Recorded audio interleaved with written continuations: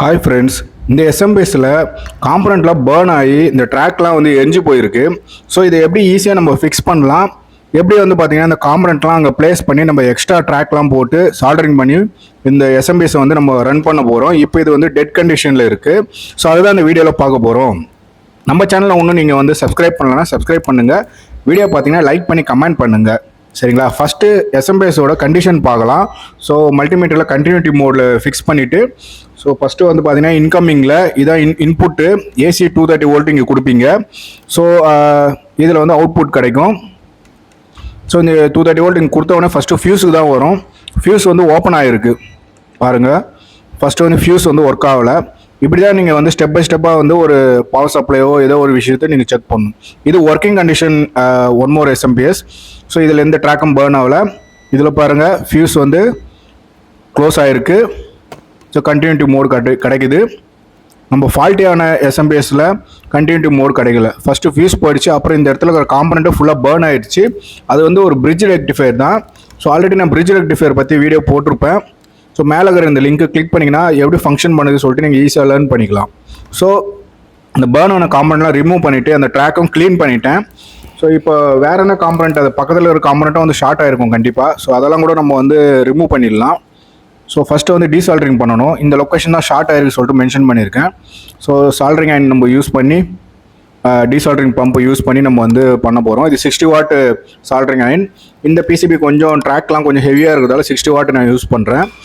So நம்ம வந்து பார்த்திங்கன்னா பிசிபியை வந்து டீசால்ட்ரிங் பண்ணி அந்த காம்பனண்ட்லாம் எடுக்க போகிறோம். ஸோ இதுதான் இந்த லொக்கேஷன். ஸோ இந்த கெப்பாசிட்டரும் பாருங்கள் நல்லா அடி வாங்கியிருக்கு. ஸோ இந்த லொக்கேஷன் பேக் சைடில் வந்து பார்த்திங்கன்னா ஃபஸ்ட்டு வந்து நம்ம வந்து சால்ட்ரிங் அயன் நல்லா ஹீட் பண்ணிவிட்டு லெட்டு வச்சு அந்த ட்ராக்கை வந்து பார்த்திங்கன்னா நல்லா ஃபஸ்ட்டு வந்து ஹீட் பண்ணணும். அப்புறம் வந்து நம்ம அதை வந்து ட்ராக்கில் இருக்கிற காம்பனண்ட்டை ரிமூவ் பண்ண இந்த பம்ப் யூஸ் பண்ணி நம்ம வந்து ஈஸியாக எடுக்கலாம். சில பேர் விக்கி யூஸ் பண்ணுவாங்க. விக்கி யூஸ் பண்ணிங்கன்னா சம்டைம் ட்ராக்லாம் பிச்சின்னு போயிடும். இந்த பம்ப் வந்து பார்த்திங்கன்னா கொஞ்சம் ஜென்ட்லியாக வந்து அந்த அதில் இருக்கிற லெட்டெலாம் வந்து ஈஸியாக வந்துடும். ட்ராக்கில் எந்த ஒரு டேமேஜும் இல்லாமல் காம்பனண்ட்டை நம்ம ரிமூவ் பண்ணிவிட்டு நியூ காம்பனண்ட் அந்த இடத்துல ப்ளேஸ் பண்ணலாம். ஸோ ஃபஸ்ட்டு வந்து இந்த சொன்ன போல் லெட்டு வச்சு நல்லா அந்த லொக்கேஷன்லாம் வந்து பார்த்திங்கன்னா நல்லா ஹீட் பண்ணிடலாம். ஹீட் பண்ணிவிட்டு இந்த பம்ப் யூஸ் பண்ணி நீங்கள் வந்து அதில் இருக்கிற காம்பனண்ட்லாம் ரிமூவ் பண்ணிக்கலாம். இந்த பம்ப் வந்து மார்க்கெட்டில் கிடைக்கும். இது சீப் தான். ஸோ இது யூஸ் பண்ணி நீங்கள் ஈஸியாக வந்து காம்பனண்ட்டை ஹேக் பண்ணி ரிமூவ் பண்ணலாம். அதை பாருங்கள் ஈஸியாக வந்துச்சு பாருங்கள் கெப்பாசிட்டர். ஸோ நெக்ஸ்ட்டு வந்து பார்த்திங்கன்னா பக்கத்தில் இருக்கிற கண்டென்சரும் எடுக்கணும். இந்த கண்டென்சரும் வந்து நல்லா எரிஞ்சு போயிருக்கு. ஸோ அதுவும் ரிமூவ் பண்ணியாச்சு. நல்லா சூப்பராக அந்த பிளேஸ் பாருங்கள் எவ்வளோ கிளியரான காம்பனண்ட்லாம் எடுத்துகிட்டேன், எந்த ஒரு ட்ராக்கும் டேமேஜ் ஆகாத மாரி. ஸோ கெப்பாசிட்டரில் லொக்கேஷன் வந்து ப்ளஸ் மைனஸ்லாம் ஈஸியாக வந்து மென்ஷன் பண்ணியிருக்காங்க. ஃபஸ்ட்டு வந்து நம்ம வந்து இந்த பிரிட்ஜ் டயோடை வந்து ப்ளேஸ் பண்ணிடலாம். ஸோ இப்படி தான் ப்ளேஸ் பண்ணணும். அது டைரக்ஷன் பார்த்து தான் நம்ம ப்ளேஸ் பண்ணணும். ரிவர்ஸில் போட்டிங்கன்னா டயோடு போயிடும். ஸோ ஃபஸ்ட்டு வந்து காம்பனண்ட் ரிமூவ் பண்ணுறதுக்கு முன்னாடி ஒரு ஃபோட்டோ கூட நீங்கள் எடுத்து வச்சுக்கலாம் எந்த போர்டு இருந்தாலும். ஸோ ஒரு லெக்கு வந்து பற்ற வச்சிட்டிங்கன்னா அந்த அதில் நிற்கும். ஸோ எந்த இடத்துல ட்ராக் வந்து பேர்ன் ஆகிருக்கோ அங்கே மட்டும் நம்ம வந்து பார்த்திங்கன்னா ஜம்பர் போட்டுக்கலாம். ஸோ பேர்ன் ஆகாத இடத்துல நம்ம ஈஸியாக வந்து சால்டரிங் பண்ணி அதை வந்து ப்ளேஸ் பண்ணிடலாம். ஸோ நான் வந்து ஒரு காப்பர் ஒயரை வந்து பார்த்திங்கன்னா ஜம்பர் போல் யூஸ் பண்ண போகிறேன். ஸோ அதான் வேறு வழி இல்லை. ஸோ இல்லை எதனா ஒரு காம்பனண்ட்டோட லெக்கு கூட நீங்கள் கட் பண்ணி வந்து சால்டரிங் பண்ணி அந்த இடத்துல ப்ளேஸ் பண்ணிக்கலாம். நான் வந்து ஒரு காப்பர் ஒயரை நல்லா ரிமூவ் பண்ணிவிட்டு அதில் மேலே இருக்கிற இன்சுலேட்டர்லாம் ரிமூவ் பண்ணிவிட்டு உள்ளே இருக்கிற காப்பர் மட்டும் நான் யூஸ் பண்ண போகிறேன். ஸோ இது போல் நீங்கள் யூஸ் பண்ணிங்கன்னா நல்லா ட்ராக்கும் ஹெவியாக இருக்கும். ஈஸியாக வந்து ட்ராக்கு வந்து திருப்பியும் வந்து டேமேஜ் ஆகாது. ஸோ இந்த இடத்துல வந்து பார்த்திங்கன்னா நம்ம யூஸ் பண்ணுற அந்த ட்ராக்கை வந்து பார்த்திங்கன்னா ஒரு காப்பர் ஒயராக நம்ம ப்ளேஸ் பண்ணி லெட்டு வச்சு ஒரு புதுசாக ஒரு ட்ராக்கை வந்து நம்மளே வந்து உருவாக்கிடலாம். உருவாக்கிட்டு நம்ம வந்து இந்த எஸ்எம்பிஎஸை வந்து ஆன் பண்ணி ஃபைனலாக பார்க்கலாம் இது ஒர்க் ஆகுமா ஒர்க் ஆகாதா சொல்லிட்டு. இந்த மெத்தடை நீங்கள் ஃபாலோ பண்ணிங்கன்னா எந்த பேர்ன் ஆன பிசிபியும் வந்து ஈஸியாக நீங்கள் ஃபிக்ஸ் பண்ணிக்கலாம். மோஸ்ட்லி வந்து பேர்ன் ஆகிற பிசிபி வந்து பார்த்திங்கன்னா எஸ்எம்பிஎஸ் செக்ஷன் கண்டிப்பாக பேர்ன் ஆகும், ஏன்னா ஹை வோல்டேஜ் அந்த லொக்கேஷனில். ஸோ இது போல் ஒரு ஜம்பர் போட்டு இந்த இடத்துல நீங்கள் காம்பனண்ட்டுக்கு ட்ராக் வந்து நீங்களே வந்து மேட் பண்ணிக்கலாம். பேர்ன் ஆன பிசிபி சொல்லிட்டு ஈஸியாக தூக்கி போட்டுருவானா. ஸோ கொஞ்சம் டெக்னிக்கல் கொஞ்சம் பேசிக் நாலேஜ் இருந்தால் நீங்களே வந்து ஃபிக்ஸ் பண்ணலாம். என்னோடய சேனலில் ஈஸியாக பாருங்கள் எல்லா வீடியோவும். எல்லா காம்பனண்ட்டோட ஃபங்க்ஷனும் நான் வந்து வீடியோஸ்லாம் போட்டிருக்கேன். ஸோ நீங்கள் பழைய வீடியோஸ்லாம் பார்த்தீங்கன்னா ஈஸியாக உங்களுக்கு புரியும் காம்பனண்ட்லாம் எப்படி ஃபங்க்ஷன் பண்ணுது சொல்லிட்டு. படித்து தான் நம்ம வேலை செய்யணும்னு அவசியம் இல்லை, நம்மளே கூட கற்றுக்கலாம். இப்போ வந்து நிறைய டுட்டோரியல் வீடியோஸ்லாம் வந்து யூடியூப்பில் இருக்குது, என்னோடய சேனலில் கூட இருக்குது. ஈச் அண்ட் எவ்ரி வீடியோஸும் ஒன் பை ஒன்னாக பார்த்தீங்கன்னா நீங்களே வந்து ஃபிக்ஸ் பண்ணலாம் பிசிபியை. கொஞ்சம் பொறுமை வேணும், கொஞ்சம் பேஷண்ட் வேணும், அவசரப்படக்கூடாது.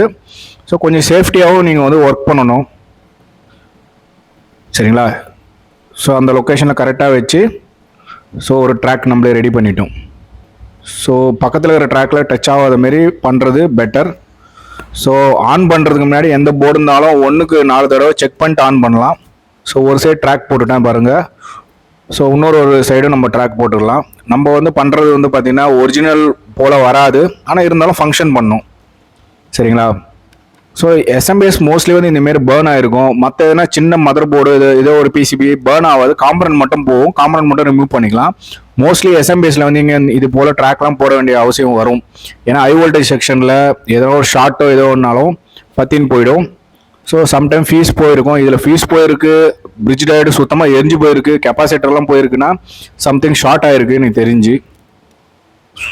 ஸோ ட்ராக் போடுறதுக்கு பக்கத்தில் எதனா ஒரு காம்பனண்ட் இருந்தால் அதை மேலே வச்சு கூட நீங்கள் வந்து இழுத்து விட்டுடலாம். ஏன்னா அந்த காம்பனண்ட்டோட ஸ்ட்ரென்த்துக்கு அதே ஒரு ட்ராக் மாரி ஆகிடும். ஸோ அந்த லொக்கேஷனை நீங்கள் கட்டரை வச்சு கட் பண்ணிவிட்டு அந்த லென்த்து மெஷர் பண்ணி ஸோ சால்டரிங் அயன் யூஸ் பண்ணி ட்ராக்கை வந்து பார்த்திங்கன்னா நீங்களே மேட் பண்ணிக்கலாம்.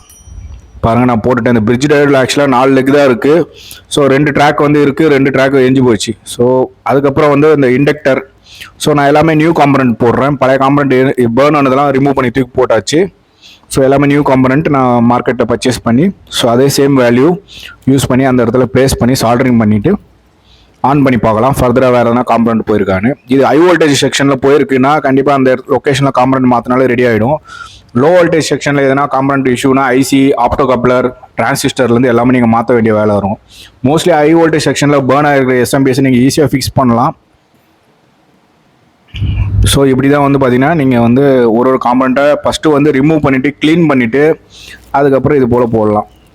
ஸோ ரெண்டாவது வந்து கெப்பாசிட்டரும் போட்டாச்சு, இண்டக்டரும் போட்டாச்சு, பிரிட்ஜ் டயர்டும் போட்டாச்சு.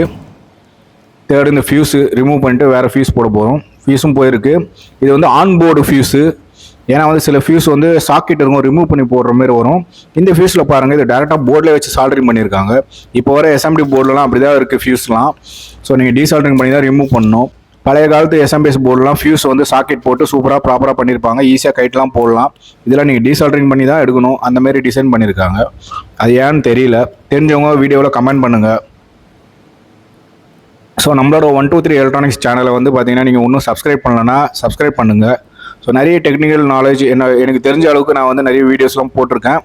உங்களுக்கு வேறு எதனா டவுட் இருந்தால் வீடியோவில் கமெண்ட் பண்ணுங்கள். ஸோ அதை பற்றி வீடியோ போடலாம், இன்ட்ரெஸ்டான டாப்பிக்காக இருந்தால்.